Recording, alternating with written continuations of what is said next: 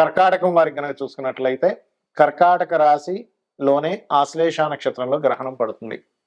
అయితే మనకి ఇండియాలో లేదు, విదేశాల్లో ఉంది. అయితే దానికి ఏం చేయాలంటే కూడా చెప్తాను. విదేశాల్లో నివసించే వారికి ఈ యొక్క విషయాలు చెప్తుంది నేనైనప్పటికీ చెప్పిస్తుంది సాక్షాత్ లలిత అమ్మవారిగా భావిస్తూ ఆ లలితాంబిక అమ్మవారి యొక్క అనుగ్రహం పరిపూర్ణంగా కలగాలని మనస్ఫూర్తిగా కోరుకుంటూ, ఇక్కడ ఎప్పుడైతే కర్కాటకంలో గ్రహణం పడుతుందో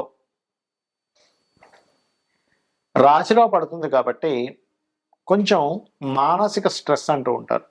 మానసిక స్ట్రెస్, తండ్రి గారి యొక్క ఆరోగ్య విషయంలోని, అప్పులు పెద్ద మొత్తంలో అప్పు తీసుకునేటువంటి అంశంలోని, బ్యాంక్ ట్రాన్సాక్షన్స్ విషయంలోని, ఇన్వెస్ట్మెంట్స్ చేసే విషయంలోని చాలా జాగ్రత్తగా ఉండాలి ఈ అంశాల్లో పర్టికులర్గా.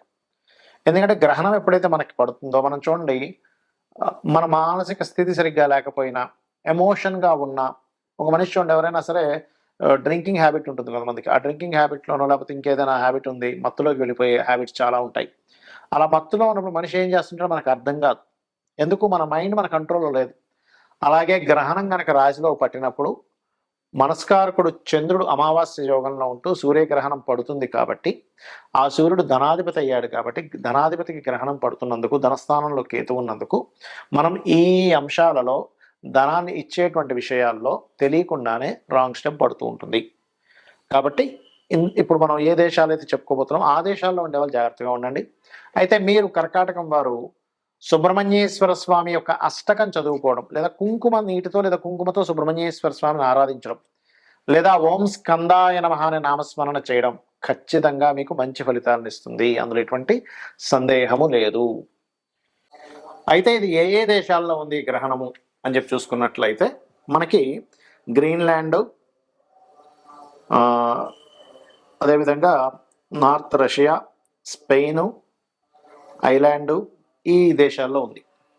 ఎందుకంటే ఎప్పుడైనా సరే మనకి సూర్యగ్రహణం ఉందా లేదా, చంద్రగ్రహణం ఉందా లేదా ఎలా చెప్తాము అంటే, ఇది చూడండి, మన ఇండియాలో రాత్రి సమయం అది, అంటే 11:17 నుంచి తెల్లవారుజాము 4:25 వరకు. అప్పుడు మనకి సూర్యుడే కనబడదు కదా, కాబట్టి సూర్యగ్రహణం మనకి లేదు.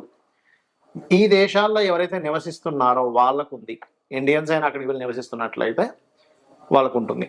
అయితే ఈ గ్రహణ ప్రభావం ఏ రాశులకి ఎక్కువగా ఉంటుంది అని చెప్పి చూసుకుంటే కర్కాటకం. ఎందుకంటే ఆశ్లేష నక్షత్రంలో గ్రహణం కదా పడుతుంది. ఆశ్లేష, జ్యేష్ఠ, రేవతి నక్షత్రం వారు జాగ్రత్తగా ఉండాలి. మరియు కర్కాటకము, వృశ్చికము, అదేవిధంగా మీనము. కర్కాటకానికి ముందు వెనక రాశులు అంటే మిథునము, సింహరాశి వారు కూడా కించిత్ జాగ్రత్త వహించాలి, గుర్తుపెట్టుకోండి. అయితే కొన్నిసార్లు గ్రహణ ప్రభావం కొన్ని రాశుల వారికి మంచి కూడా చేస్తుంది. ఎంతసేపు గ్రహణం బ్యాడ్ అనుకోకండి. అసలు గ్రహణము అంటే భయపెట్టేదో కాదు, గుర్తుపెట్టుకోండి. గ్రహణం అంటే ఒక యోగము. ఆత్మకారకుడు, మనస్కారకుడు, కాల మోక్షానికి కారకుడు రాహుకేతువులు, దాని యొక్క ఇది ఒకే దీంట్లోకి రావడం జరుగుతూ ఉంటుంది. దాని నార్త్ అండ్ సౌత్ సంబంధించినటువంటి అక్షాంశ రేఖాంశాలు అంటూ ఉంటారు, నోట్స్ అంటూ ఉంటారు. సౌత్ నోడ్, నార్త్ నోడ్ అంటూ ఉంటారు గ్రహణాన్ని, అంటే ఛాయాగ్రహాలు. అలా వచ్చినప్పుడు మనం చేసే మంత్రం ఏదైతే ఉంటుందో అది మనం నిత్యము చేసే రోజు కంటే కూడా ఆ రోజు 1000 రెట్ల ఫలితం ఎక్కువగా ఉంటుంది. అంటే మీరు ఒక్కసారి నమశివాయ అనే మంత్రం అన్నారనుకోండి, 1000 రెట్ల ఫలితం ఉంటుంది. అయితే ఇక్కడ మీరు లలితా సహస్ర నామాల్లో ఏ నామాన్ని కనుక మీరు ఉచ్చరించినట్లయితే ఎటువంటి సమస్యలు తగ్గుతాయి ఆ సమయంలో ఒకవేళ మీరు చేయాలంటే. ఎందుకంటే ఇక్కడ గ్రహణం లేకపోయినా మంత్రజపం చేసుకోవచ్చు, తప్పేం కాదు. ఆ సమయంలో కూర్చొని సరిగ్గా 11:15 పట్టు స్నానం చేసి కూర్చొని 4:25 వరకు ఎవరైనా సరే, ఎందుకంటే ఆకాశంలో జరుగుతుందిగా.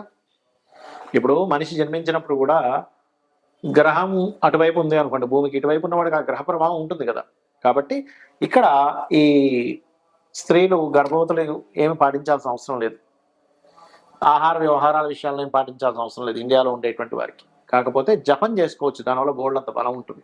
ఇప్పుడు వివాహం అవ్వట్లేదు అనుకుంటున్నారు అనుకోండి, అప్పుడు ఓం కామేశబద్ధ మాంగళ్య సూత్ర శోభిత కందరాయ నమః నమ్మకంగా చేయండి, ఖచ్చితంగా పనిచేస్తుంది. లేదంటే వివాహం అయింది, వివాహ జీవితం బాలేదు, ఓం శివకామేశ్వరాంకస్తా శివా స్వాధీన వల్లభాయ నమః. అంటే ధనానికి లోటుంది, ధనం రావట్లేదు అనుకునేటువంటి వారు ఓం సంపత్కరీ సమారూఢ సింధుర బ్రజ సేవితాయ నమః, ఓం ధర్మాధ్యక్ష ధనాధ్యక్ష ధనధాన్య వివర్ధనీయ నమః కూడా చేసుకోవచ్చు. అలా కాదు, అప్పులు ఉన్నాయి, ఇవాళ రేపు మనం చూసుకుంటే అప్పులు ఎక్కువగా ఉంటున్నాయి జనాలకి. అలాంటప్పుడు ఓం అపర్ణాయై నమః అనే మంత్రం చేసుకోవచ్చు.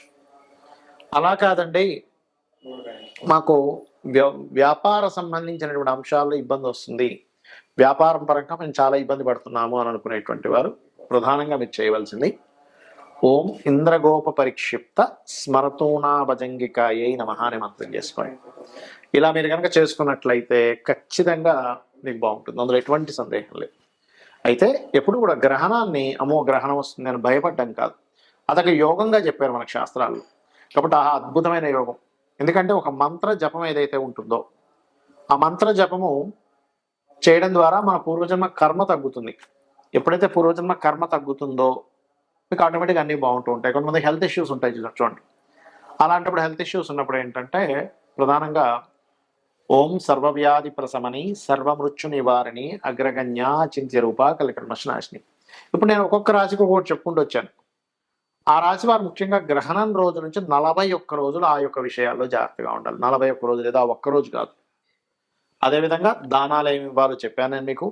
మరొక విషయం ఏంటంటే, ఏమండి నాకు రాశి తెలియదు ఏమీ తెలియదండి కానీ గ్రహణ ప్రభావం నా మీద ఉంటుందా అంటే, మీరు ఆ సమయంలో మీ ఇష్టదైవాన్ని స్మరించుకోండి సరిపోతుంది. రాశి తెలియదు అన్నప్పుడు పేరుతో చూసుకోవడం, పేరుతో చూసి గ్రహణం పడుతుంది అనుకోవడం అనేటువంటిది కరెక్ట్ కాదు. మీ జన్మ వివరాలు సరిగ్గా ఉంటే అప్పుడు మాత్రమే మీ గ్రహణం లగ్నం నుంచి కానీ రాశి నుంచి కానీ ఎక్కడ పడుతుంది, దానివల్ల కలిగే ఫలితాలు ఏమిటనేటువంటి చూసుకోవాలి, గుర్తుపెట్టుకోండి. అలాగే ఇంకొక విషయం ఏంటంటే, గ్రహణ సమయంలో ఎవరికైనా కానీ సన్ కనుక వీక్గా ఉన్నాడు అంటే ఆత్మకారకుడు వీక్గా ఉండి వాళ్ళకి కొన్నిసార్లు పిశాచ యోగాలు అంటారు. అంటే చూడండి, కొన్నిసార్లు నిర్మానుషమైన ప్రదేశాలు వెళ్ళినప్పుడు వాళ్ళు భయపడతారు, లేకపోతే ఏదైనా రోడ్డు మీద వేసినటువంటి నిమ్మకాయలు పసుపు కుంకుమ లాంటివి తొక్కడం జరుగుతుంది, లేకపోతే మిట్ట మధ్యాహ్నం కూడా వెళ్ళకూడదని చెప్తూ ఉంటారు మన శాస్త్రంలో. అంటే సరిగ్గా 12 గంటలు బయలుదేరకరా బయటికి వెళ్ళకరా అంటూ ఉంటారు. లేదా సరిగ్గా అర్ధరాత్రినప్పుడు చీకటిగా ఉన్నప్పుడు అమావాస్య సమయాల్లో, ఎందుకంటే ఇది అమావాస్య. ఈ అమావాస్య నాడు మన ఇండియాలో అయినా ఫారిన్ కంట్రీస్లో అయినా ఈ గ్రహణం కరెక్ట్గా మనకు అర్ధరాత్రి సమయంలో 11:15 నుంచి 4:25 మధ్యలో పడుతుంది. కాబట్టి దయచేసి బయట నిర్మానుషమైన ప్రదేశాలకు వెళ్ళకండి. ఇక్కడ కొన్ని నెగటివ్ ఎనర్జీస్కి శక్తి పెరుగుతుంది, దాని ద్వారా మీరు అనవసరంగా ఇబ్బంది పడతారు. శ్రీమాత్రే నమః. దానాలు ఏమి ఇవ్వాలో చెప్పాను నేను మీకు. మరొక విషయం ఏంటంటే, ఏమండి నాకు రాశి తెలియదు ఏమీ తెలియదండి కానీ గ్రహణ ప్రభావం నా మీద ఉంటుందా అంటే, మీరు ఆ సమయంలో మీ ఇష్టదైవాన్ని స్మరించుకోండి సరిపోతుంది. రాశి తెలియదు అన్నప్పుడు పేరుతో చూసుకోవడం, పేరుతో చూసి గ్రహణం పడుతుంది అనుకోవడం అనేటువంటిది కరెక్ట్ కాదు. మీ జన్మ వివరాలు సరిగ్గా ఉంటే అప్పుడు మాత్రమే మీ గ్రహణం లగ్నం నుంచి కానీ రాశి నుంచి కానీ ఎక్కడ పడుతుంది, దానివల్ల కలిగే ఫలితాలు ఏమిటనేటువంటి చూసుకోవాలి, గుర్తుపెట్టుకోండి. అలాగే ఇంకొక విషయం ఏంటంటే, గ్రహణ సమయంలో ఎవరికైనా కానీ సన్ కనుక వీక్గా ఉన్నాడు అంటే ఆత్మకారకుడు వీక్గా ఉండి వాళ్ళకి కొన్నిసార్లు పిశాచ యోగాలు అంటారు. అంటే చూడండి, కొన్నిసార్లు నిర్మానుషమైన ప్రదేశాలు వెళ్ళినప్పుడు వాళ్ళు భయపడతారు, లేకపోతే ఏదైనా రోడ్డు మీద వేసినటువంటి నిమ్మకాయలు పసుపు కుంకుమ లాంటివి తొక్కడం జరుగుతుంది, లేకపోతే మిట్ట మధ్యాహ్నం కూడా వెళ్ళకూడదని చెప్తూ ఉంటారు మన శాస్త్రంలో. అంటే సరిగ్గా 12 గంటలు బయలుదేరకరా బయటికి వెళ్ళకరా అంటూ ఉంటారు. లేదా సరిగ్గా అర్ధరాత్రినప్పుడు చీకటిగా ఉన్నప్పుడు అమావాస్య సమయాల్లో, ఎందుకంటే ఇది అమావాస్య. ఈ అమావాస్య నాడు మన ఇండియాలో అయినా ఫారిన్ కంట్రీస్లో అయినా ఈ గ్రహణం కరెక్ట్గా మనకు అర్ధరాత్రి సమయంలో 11:15 నుంచి 4:25 మధ్యలో పడుతుంది. కాబట్టి దయచేసి బయట నిర్మానుషమైన ప్రదేశాలకు వెళ్ళకండి. ఇక్కడ కొన్ని నెగటివ్ ఎనర్జీస్కి శక్తి పెరుగుతుంది, దాని ద్వారా మీరు అనవసరంగా ఇబ్బంది పడతారు. శ్రీమాత్రే నమః.